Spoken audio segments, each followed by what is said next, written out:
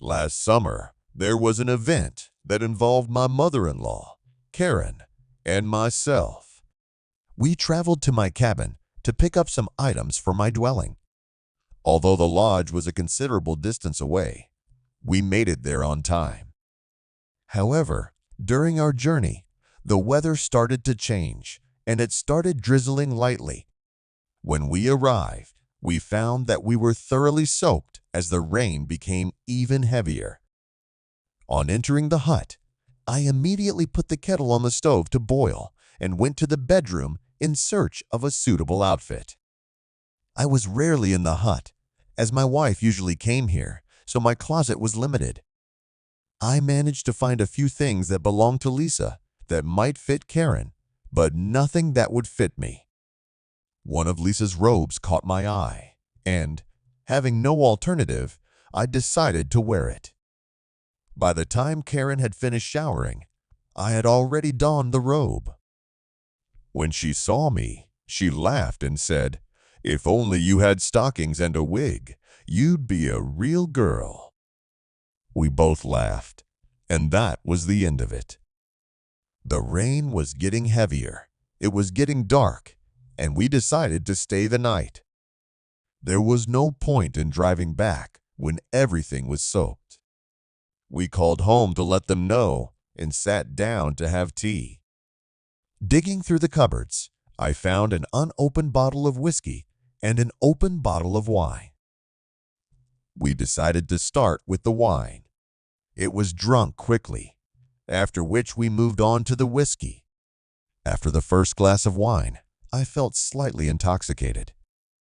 Karen seemed to be experiencing similar feelings. Our conversation flowed freely, touching on a variety of topics, mostly family. I had some cards with me and suggested we play a little game.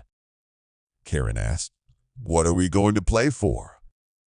After looking around, I couldn't think of anything better, so I jokingly suggested we play for clothes. Karen had already lost several rounds, and if I had been sober, I probably wouldn't have made that suggestion. But it seemed funny at the time. I thought I could beat Karen easily, since I was much better at cards. At first, I let her win a couple rounds to make it more interesting, but then I started playing seriously. After a while, Karen started losing round after round, which amused me. We kept drinking and laughing. Eventually, she lost almost all of them, and both of us, tipsy, laughed at the ridiculous situation. Then, in a moment of silence, something changed. Karen and I looked at each other differently, and what started out as a playful game turned into something much more serious. That night, I'm pretty sure I gave my father-in-law George a reason to grow horns. The next morning, I woke up to someone pushing me in the side with their feet. My head was splitting open, and Karen was standing over me and saying quietly, "What have we done? Son-in-law? What's going to happen now?" As the memories of the night before came flooding back, the drinking, the card game, and then everything else, I got up and went to wash up. When I returned, I said to Karen, "What happened is what happened. We can't fix anything.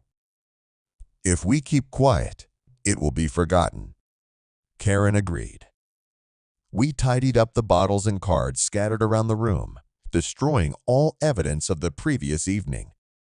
Then we got into the car and drove home, never to remember the events that had taken place at the cabin.